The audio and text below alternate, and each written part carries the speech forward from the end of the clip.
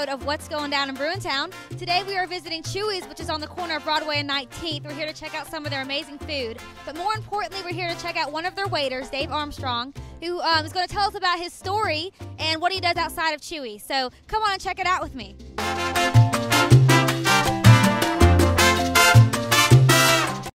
If you have visited Chuy's on Broadway, you have probably noticed Dave Armstrong and the great way that he tends to his customers. He definitely served us well when we came in to visit. You guys ready to order? And order we did. We tried some of their signature items, like their creamy jalapeno dip, and my personal favorite, Tres Leches cake. Of course we enjoyed this food, but the main reason we were here was to talk to Dave Armstrong and to see what he does when he is not catering to others at Chuy's restaurant. So we're here with Dave Armstrong. Thank you so much, Dave, for being on What's Going Down in Bruintown for this week's episode. So I want you to tell our audience a little bit about what you do outside of working here at Chuy's. I know from what we've talked about that you have music that you work on. And so can you kind of tell us a little bit about that? Yeah, I can. I actually, I really feel like I do pretty much the exact same thing outside of here that I do in here, in the sense that I serve people. Music has just been a huge part of my life for a long time, and brought me through a lot of struggles and a lot of joys, and kind of just been something that's always there for me. And the further and further I got along in age and in my career pursuing my music, like the more and more obvious it became through people's responses is like, hey, there's something here that is good for me, that could hopefully one day be financially lucrative, but more importantly could be a help to someone. Like a lot of my social media stuff says something like, I'm a musician and artist in the Nashville area that wants to help people in the same way music has helped me, and that's kind of the goal, ultimately.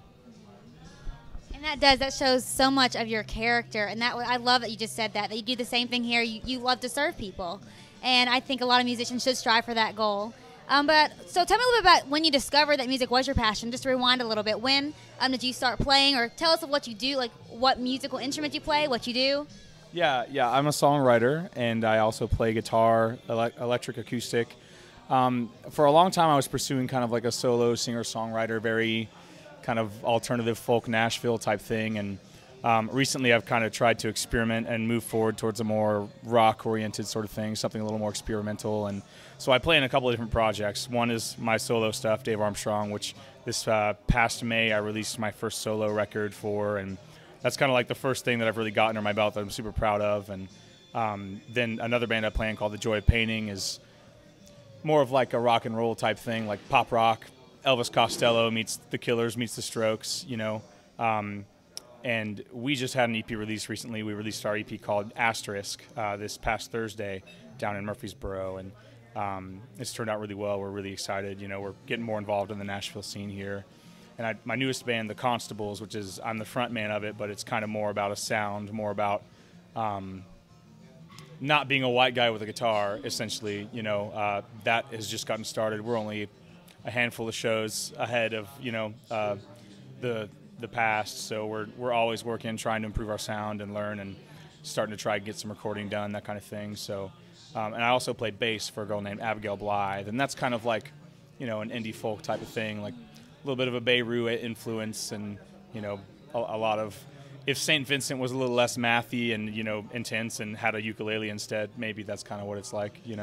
So that's kind of what I do right now. And it all started in middle school when I wanted to play the drums. I always wanted to be a drummer. I never saw myself as a songwriter or like a very musical person. I just like to beat the crap out of stuff. And unfortunately, due to some family situations, right around the time that my birthday came along, I was supposed to get my drum set. It didn't work out. And so it's kind of a complicated, long story. But my dad, to make it up to me, forced me to take guitar lessons instead. So I learned the blues from a guy named Chris Cash. He was a guitar instructor at my church.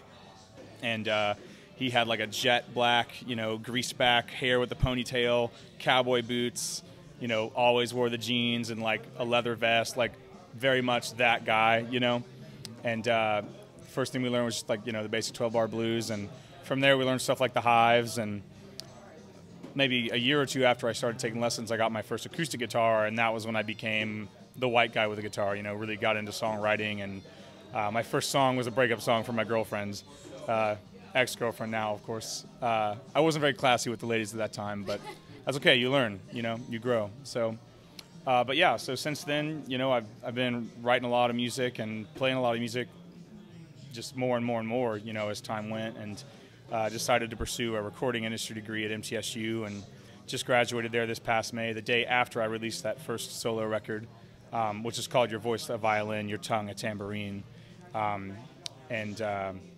So yeah, now I'm here in Nashville waiting tables and trying to be a emotional crutch for all the people out there that need it.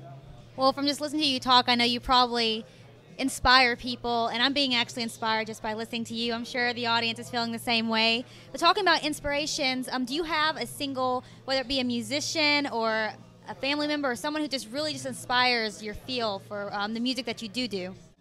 Yeah, as far as an inspiration goes, there are quite a few, but I think it's best to sum up at least my like solo songwriting into like a few people. And the beginning of like everything as far as like a sound that I ever wanted to aspire towards was Damien Rice.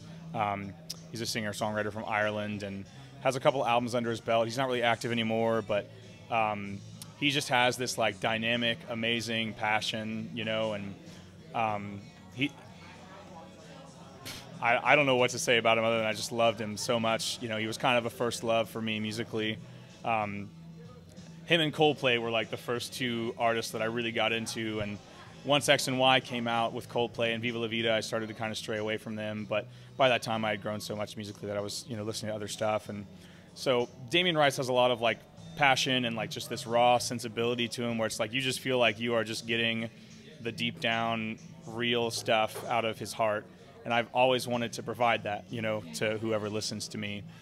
His dynamics have been a huge influence on me, and until recently, where I've been trying to kind of learn how to use dynamics in a way that is more musical and artistic, and less just like, all right, we're really quiet, now we're really loud, you know, like, you know, that can be kind of a cheap trick after a while, kind of like, you know, when you're at church and you're listening to like worship music, like it's incredible, but also there's this sort of like weird manipulative thing that the band does where it's like, wow, this music feels so big and now it feels so small again. It feels so big. It's like expanding your soul, and it's like, I want to do that, but I want to do it artistically. So another artist that kind of comes in and fills the gap there melodically and lyrically is a guy named Tyler Lawson. It's Teiturlassen. He's from the Faroe Islands, and I actually just got to see him for the first time this past Friday at the Basement. It was incredible. Like, it was so good. And he's got a ton of albums under his belt, and every one of them is, you know, you just feel like he's grown and changed, but still pursued something very musical and very himself, you know. And so those are the things that I try to pull out of him, is the idea of growth and change and adventure and exploration in music, but never losing a sense of like, oh, that's him, you know, like, and I get it and I hear it and I feel it, you know, no matter what album I'm on. And then, you know, just for the sake of something easy to compare me to, because not everyone knows who Damien Rice or Tyler Lawson is, but Ryan Adams has always been kind of an influence, you know, ever since I came to college. Just that sad white guy, you know, singing about having his heart broken. So that's definitely one of the other kind of three pylons that you can build up around me and say, like, these kind of are like what Dave is like, you know. But Joy of Painting and the Constables they're totally different worlds, you know, pursuing totally different sounds. But it's great that you can kind of express yourself through them and in different ways. Yeah. And so that's pretty amazing that you can pull from that many inspirations into kind of who you are. And again, just talking to you and seeing you when we first met, it was obvious that you have like just this beam about you. And I really hope our audience can see that as well. And so I do want to tell them where they can find you. Tell them some shows or websites or wherever they might can look you up. Yeah, absolutely.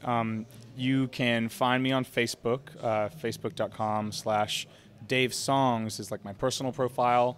But if you just look up Dave Armstrong, you should be able to find me. Find me on my website, davearmstrong.me. That's probably the easiest thing, davearmstrong.me. My Twitter hash is at @DArmstrongMusic.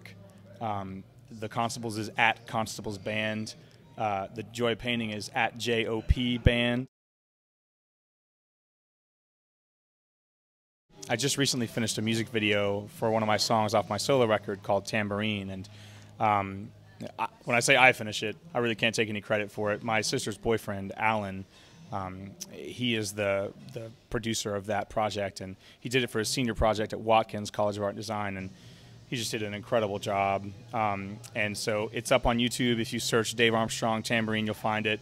The first, like, the little picture or the icon for it is a astronaut space helmet, and it's about a lonely astronaut, essentially. It's a really cool concept, and he did a great job and looks super professional. Like, me and all my friends have been blown away by, like, just the blessing that product is, you know. So there's that, and also if you search The Constables Live on YouTube, you can find the first of 4 videos that have been put up, and we're just kind of releasing those bit by bit from a live performance that we did, so you can kind of get a feel for that band's sound, because we don't have any recording to, you know, post anywhere else other than that. But yeah, so check out some of that. That's totally worth it. Awesome. And so you guys, you heard them. I hope you're all inspired. I hope you are driven to go check them out. And I'm sure that hopefully we'll have some shows coming up in the near future that we can all be a part of. But thank you again, Dave, for being on the show. And thank you all for watching. And so until next time, this is Kayla Becker with What's Going Down in Bruintown. And I'll see you in a week. Bye. I'll make her happy, though my hands are empty. You've yet to see what they can be. Your money is only a passing dream. This is a poor man's plea. There we go.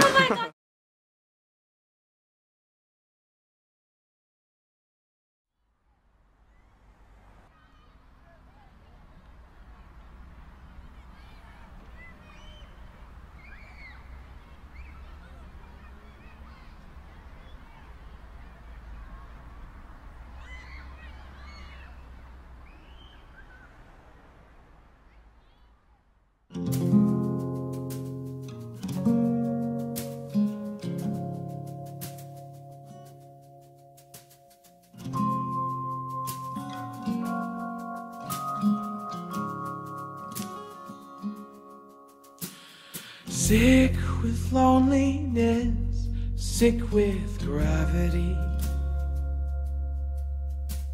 Your voice a violin, your tongue a tambourine.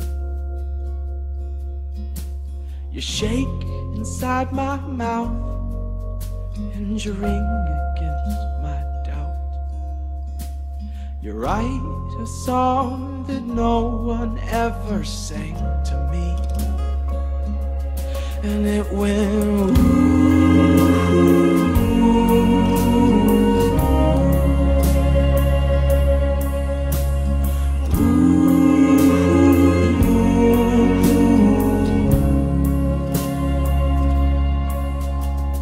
Once you were sandy blonde, you were soft as silk to me. You were a headrest, a bed frame, a blanket, a pillow against my cheek.